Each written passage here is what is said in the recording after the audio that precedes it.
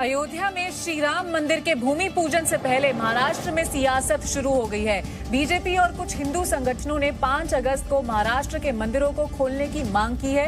इनका कहना है कि कोरोना संक्रमण की वजह से जब वो अयोध्या नहीं जा सकते तो उन्हें महाराष्ट्र के मंदिरों में ही भगवान श्री राम की पूजा की इजाजत दी जाए। वहीं कांग्रेस एनसीपी की बैसाखियों पर टिकी उद्धव ठाकरे की सरकार फिलहाल इस मांग पर खामोश है। 5 अगस्त को वो शुभ घड़ी आने वाली है जिसका सदियों से इंतजार था। अयोध्या में श्री राम के भव्य मंदिर का भूमि पूजन होने वाला है, लेकिन इससे पहले महाराष्ट्र के मुख्यमंत्री उद्धव ठाकरे के एक बयान पर सियासत शुरू हो गई है। उद्धव ठाकरे ने वीडियो कॉन्फ्रेंसिंग के जरिए ई भूमि पूजन का सुझाव दिया था। इस पर विश्व हिंदू परिषद के कार्यकारी अध्यक्ष आलोक कुमार ने कहा है कि उद्धव ठाकरे के इस बयान से बाला साहब की आत्मा आहत हुई होगी। दिल्ली में बैठ कर के ई कॉन्फ्रेंसिंग से ये करना, ये किसी के अहंकार का परिचय हो सकता है, विनम्रता पूर्वक मांगी गई क्षमा का नहीं हो सकता। ई भूमि पूजन वाले उद्धव ठाकरे के सुझाव पर शिवसेना के नेता संजय राउत ने सफाई दी है। प्रतिक्रिया येऊ द्या, मुख्यमंत्र्याने कोणत्या संदर्भात म्हटलं हे समजून घ्या। सध्याची परिस्थिती त्या राम जन्मभूमीशी असलेल्या लाखो करोडो लोकांचा भावनिक नातं जर सगळं काय सुरळीत असतं तर लाखो लोक तिथे गेले असते त्या सगळ्या ह्याच्यामध्ये। उद्धव ठाकरे जिथे स्वतः जातील आमंत्रण आल्यावर तेवढंच मी सांगू शकतो। आज महाराष्ट्र के मुख्यमंत्री उद्धव ठाकरे की ओर से शिव सैनिकों ने अयोध्या के हनुमानगढ़ी में 1001 लड्डुओं का भोग लगाया।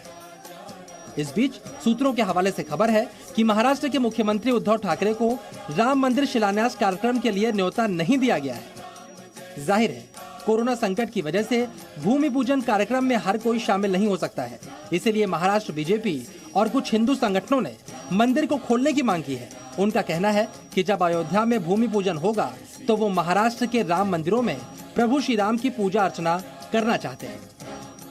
मंदिर को पूरे दिन सुबह से शाम तक खुले रहने का अनुमति दे, ताकि राम भक्त मंदिरों में जाकर के घंटनाद शंखनाद कर और महाआरती का आयोजन करके अपनी श्रद्धा प्रभु रामचंद्र जी के प्रति प्रतीत कर सके। यह मैं पुनः वापस माननीय उद्धव ठाकरे जी से निवेदन करता हूं। पूरे भारत के मंदिर जो है वो भी खुले होने चाहिए, इसके लिए हिंदू जन जागृति समिति की यह मांग है। महाराष्ट्र में उद्धव ठाकरे की सरकार कांग्रेस और एनसीपी की बैसाखी पर टिकी है। ऐसे में ईद के लिए मस्जिदों को खोलने से मना कर चुके मुख्यमंत्री उद्धव ठाकरे के लिए मंदिरों को खोलने की अनुमति देना आसान नहीं होगा। 144 लगा हुआ है, 5 से ज्यादा कोई जमा नहीं हो सकते। उसके बाद अयोध्या में ये लोग जमा होंगे, ये फिलहाल जनता को समझ में आना चाहिए।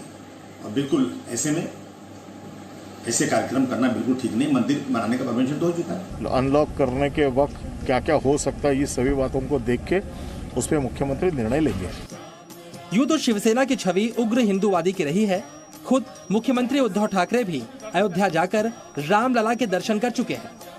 ऐसे में महाराष्ट्र के ताजा सियासी हालात उद्धव ठाकरे के लिए मुश्किलें खड़ी कर सकते हैं। एहसन अब्बास, जी मीडिया, मुंबई। अभिनेता सुशांत सिंह राजपूत की मौत मामले में मुंबई पुलिस की जांच लगातार जारी है। आज पुलिस ने फिल्मकार महेश भट्ट का बयान दर्ज किया। सेंटा क्रूज पुलिस स्टेशन में महेश भट्ट से करीब 2.5 घंटे तक पूछताछ हुई है। इस बीच पुलिस को सुशांत सिंह राजपूत की विस्तृत रिपोर्ट मिल गई है।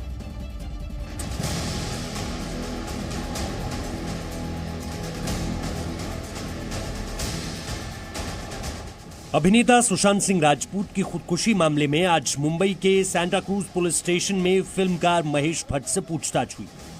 पुलिस स्टेशन में महेश भट्ट सुबह 11:30 बजे आए और करीब 2 बजे रवाना हुए। 2.5 घंटे तक चली इस पूछताछ में मुंबई पुलिस ने उनसे कई सवाल किए। सुशांत सिंह राजपूत मामले में सोमवार को मुंबई पुलिस ने महेश भट्ट का बयान दर्ज किया। महेश भट्ट का बयान मुंबई के इस सेंटा क्रूज पुलिस स्टेशन में दर्ज किया गया, जहां पर सुबह तकरीबन 11:30 बजे महेश भट्ट यहां पर पहुंचे और दोपहर के 2 बजे यहां से निकले। तकरीबन 2.5 घंटे की पूछताछ हुई, जिसमें मुंबई पुलिस ने कई सारे सवाल जवाब महेश भट्ट के साथ किए। खासतौर से सुशांत सिंह राजपूत की मौत के बाद सुशांत सिंह के जो फैंस हैं वो महेश भट्ट, करण जौहर इन्हें सोशल मीडिया पे लगातार ट्रोल कर रहे थे। महेश भट्ट से पूछताछ का मुख्य आधार उनकी सहयोगी सुहित्रा सेनगुप्ता की 14 दिन की सोशल मीडिया पोस्ट है। जिस दिन सुशांत सिंह ने सुसाइड किया था, उसी दिन रिया चक्रवर्ती के नाम लिखी सोशल मीडिया पोस्ट में सुहित्रा ने लिखा था, मैंने रिया के स्ट्रगल को देखा है जब सुशांत क्लिनिकल डिप्रेशन से गुजर रहे थे और रिया उन्हें लेकर परेशान थी। रिया बार बार महेश भट्ट के ऑफिस में काउंसलिंग के लिए आती थी, कई बार महेश भट्ट को फोन करती थी और बात करती थी। इस बीच सुशांत सिंह राजपूत की वायसराय रिपोर्ट मुंबई पुलिस को मिल गई है, जिसमें किसी भी तरह के फाउल प्ले की संभावना से इनकार किया गया है। इस मामले में भी स्टमक वॉश और नाखूनों के सैंपल्स की रिपोर्ट आनी बाकी है। पुलिस नाखूनों की फॉरेंसिक रिपोर्ट्स का इंतजार कर रही है। महेश भट्ट की इस पूरे मामले में पूछताछ हो चुकी है और धर्मा प्रोडक्शन के सीईओ का मुंबई पुलिस के सामने आना बाकी है। तो अब मुंबई पुलिस के सामने गवाहों की बहुत ज्यादा लिस्ट यहां पर नहीं दिखाई दे रही है और इस केस को भी लेकर आखिरी रिपोर्ट जल्द ही आती हुई दिखाई दे रही है। सुशांत सिंह राजपूत की मौत के मामले में कल धर्मा प्रोडक्शंस के सीईओ अपूर्व से पूछताछ की जाएगी। राकेश त्रिवेदी के साथ अंकुर त्यागी, जी मीडिया, मुंबई। कोरोना संक्रमण से जूझ रहे मुंबई के लोगों के लिए राहत वाली खबर है। एक सर्वे में पता चला है कि 1/4 से ज्यादा मुंबईकरों में कोरोना के खिलाफ एंटीबॉडी बन चुकी है।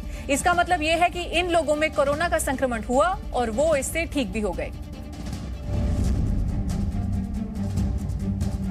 मुंबई में कोरोना के संक्रमण को लेकर एक प्राइवेट लैब की मदद से करवाए गए सर्वे में चौंकाने वाली जानकारी सामने आई है। सर्वे में मालूम चला है कि मुंबई की लगभग 28% आबादी में कोरोना को लेकर एंटीबॉडी बनी है। सर्वे में मुंबई के 24 वार्ड से 6,166 लोगों के सैंपल लिए गए। इसमें जो जानकारी सामने आई उसके मुताबिक 10 में से हर तीसरा व्यक्ति कोरोना से संक्रमित होकर ठीक हो गया है। यानी इन लोगों में कोरोना वायरस को लेकर प्रतिरोधक क्षमता पैदा हो चुकी है। ये एंटीबॉडी टेस्ट ये कहता है कि आपको शायद इन्फेक्शन कभी हुआ था, शायद आप एक्सपोज हो चुके थे, आपको शायद डेवलप सिम्टम भी नहीं डेवलप हुए, लेकिन अब आप इम्यून हो चुके हैं, आपकी बॉडी में एंटीबॉडी बन चुकी है। सर्वे के मुताबिक दादर में सबसे ज्यादा 53%, घाटकोपर में 40%, मुलुंड में 34% और धारावी के 27% लोगों में एंटीबॉडीज बन चुकी हैं। महाराष्ट्र सरकार का कहना है कि सर्वे के नतीजों से कोरोना पर काबू पाने में मदद मिलेगी।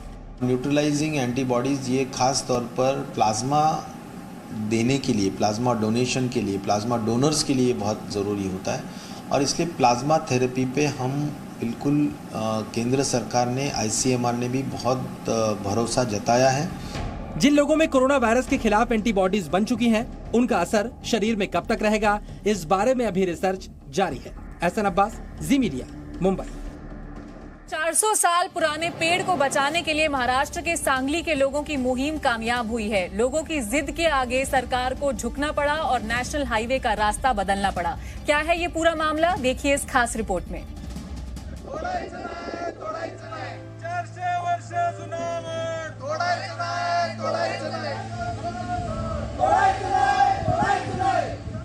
ये लड़ाई 400 साल पुराने पेड़ को बचाने की है। महाराष्ट्र के सांगली जिले के भोसे गांव में मौजूद ये पेड़ नेशनल हाईवे 166 के रास्ते में आ रहा था।